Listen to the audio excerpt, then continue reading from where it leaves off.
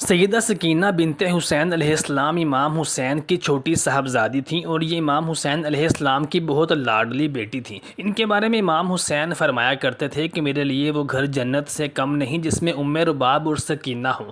ام رباب امام حسین علیہ السلام کی زوجہ اور ننھی سکینہ کی والدہ تھیں۔ سیدہ سکینہ نے اپنی آنکھوں سے کربلا کے ایک ایک واقعہ کا مشاہدہ کیا تھا۔ کربلا کے وقت ان کی عمر 4 سال تھی۔ اگر دیکھا جائے تو ایسا ظلم کسی بھی نبی کی امت نے اس کی اولاد کے ساتھ نہیں کیا ہوگا جیسا یزید بدبخت نے حضرت محمد کی آل اولاد کے ساتھ کیا۔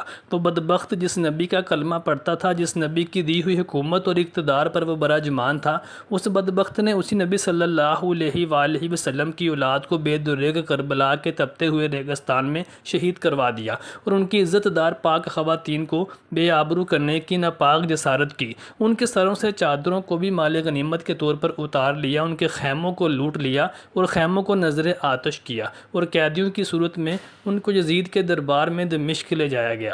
محترم ساتھیوں، سیدہ سکینہ سلام اللہ علیہ امام حسین علیہ السلام کی بہت ہی لاڈلی اور چہیتی بیٹی تھیں۔ یہ اپنے بابا امام حسین علیہ السلام کے سینہ اقدس پر لیٹ کر سویا کرتی تھیں۔ امام حسین علیہ السلام بھی سکینہ بنت حسین سے بے پناہ محبت فرماتے تھے۔ اکثر امام حسین علیہ السلام فرماتے تھے کہ سکینہ میری تہجد کی نمازوں کا صلہ ہے۔ امام حسین علیہ السلام نے فرمایا، مجھے وہ گھر اچھا ہی نہیں لگتا جس گھر میں سکینہ اور ام رباب موجود نہ ہوں۔ میدان کربلا سے لے کر شام تک کون سا ایسا ظلم تھا جو بی بی سکینہ علیہ السلام کے ساتھ نہ ہوا ہو۔ ننھی سکینہ کو اپنے بابا امام حسین علیہ السلام سے بے حد پیار تھا۔ جب تمام شہادتیں وقوع پذیر ہو چکی تھیں اور امام حسین علیہ السلام خود میدان جنگ میں جام شہادت نوش کرنے کو جانے لگے تو سیدہ سکینہ نے امام حسین علیہ السلام کی ٹانگوں کو پکڑ لیا اور آپ کی ٹانگوں سے لپٹ گئیں اور کہنے لگیں، بابا آپ مت جاؤ، ننھے علی اصغر بھی چلے گئے ہیں، چچا عباس علمدار بھی چلے گئے ہیں اور بھائی علی اکبر بھی چلے گئے، واپس نہ آئے، آپ کب واپس آئیں گے؟ امام حسین علیہ السلام نے ننھی سکینہ کو اس کی آنکھوں پر بوسہ دیا اور سیدہ زینب سلام اللہ علیہ کے حوالے کر دیا۔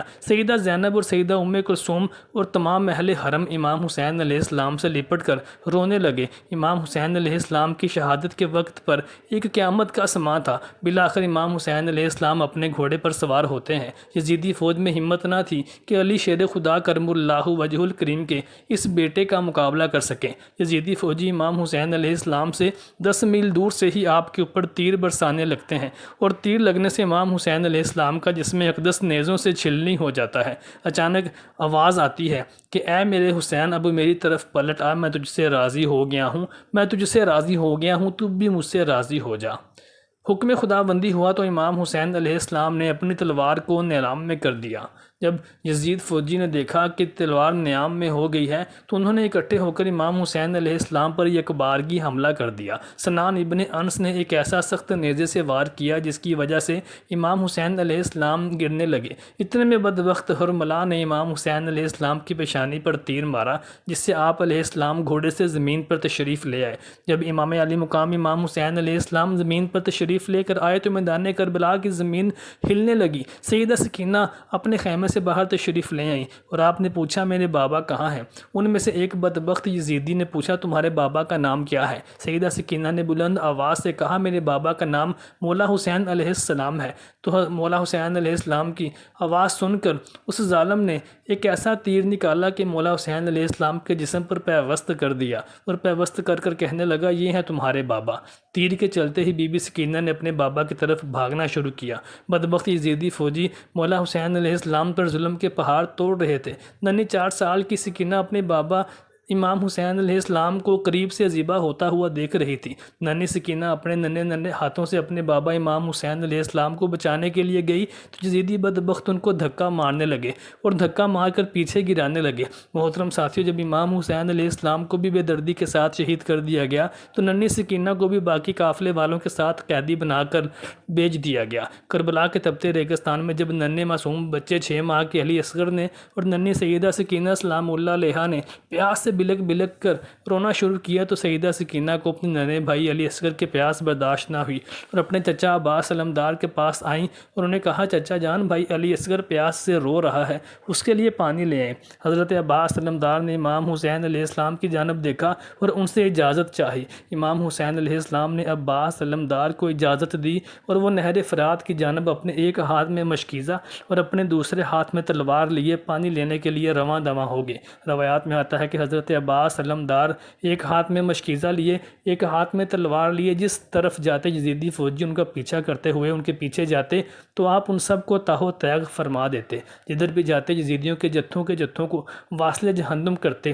پھر وہ وقت بھی آیا کہ جب عباس علمدار مشکیزے کو پانی سے بھرنے میں کامیاب ہو گئے اور جب واپس پلٹنے لگے اور اس کو اپنے بازو پہ لٹکایا تو جیسے ہی واپس مڑے تو یزیدی بدبختوں نے ان کے بازو پر وار کیا اور ان کا ایک بازو قلم کر دیا۔ عباس علمدار نے پانی کے مشکیزے کو اپنے دوسرے بازو میں لٹکا لیا، بدبختوں نے دوسرا بازو بھی قلم کر دیا۔ اب دونوں بازو قلم ہو گئے تو عباس علمدار ننھے علی اصغر و سیدہ سکینہ سلام اللہ علیہا کی پیاس کو یاد کرتے ہیں اور آپ نے اس مشکیزے کو اپنے منہ سے پکڑ لیا اور قافلے کی جانب رواں دواں ہو گئے۔ گھوڑا دوڑاتے ہوئے جیسے ہی قافلے کی جانب گئے تو بدبختوں نے یکبارگی تیروں سے اور نیزوں سے وار کر کے عباس علمدار کو بے دردی کے ساتھ شہید کر دیا۔ جب ننھی سکینہ اپنے بابا امام حسین علیہ السلام کے پاس بیٹھی چچا عباس علمدار کی منتظر تھی، کافی دیر گزرنے کے بعد کہنے لگی، بابا جان، چچا عباس ابھی تک پانی لے کر نہیں آئے۔ امام حسین علیہ السلام کی آنکھوں میں رواں آنسو دیکھ کر سیدہ زینب سمجھ گئیں کہ اب میرے چچا عباس کبھی بھی پانی لے کر نہیں آئیں گے۔ ننھی سکینہ اپنے بھائی علی اصغر کو پیار کرنے لگی، اس کو تسلی دینے لگی کہ چچا ابھی پانی لے کر آ رہے ہیں، لیکن چچا عباس علمدار پانی لے کر نہ آئے تو ننھے علی اصغر کی پیاس امام حسین علیہ السلام سے بھی برداشت نہ ہوئی۔ آپ نے اپنے ننھے لختے جگر کو 6 ماہ کے علی اصغر کو اپنی گود میں لیا اور یزیدی بدبختوں کے اس لشکر کے سامنے ان کو بلند کرتے ہوئے صدا لگائی کہ اس معصوم 6 ماہ کے علی اصغر کی تم سے کیا دشمنی ہے، اس کے لیے پانی کی چند بوندیں دو۔ جواب میں ایک بدبخت نے ایسا تیر پھینکا جو ننھے علی اصغر کی گردن کے آر پار ہو گیا۔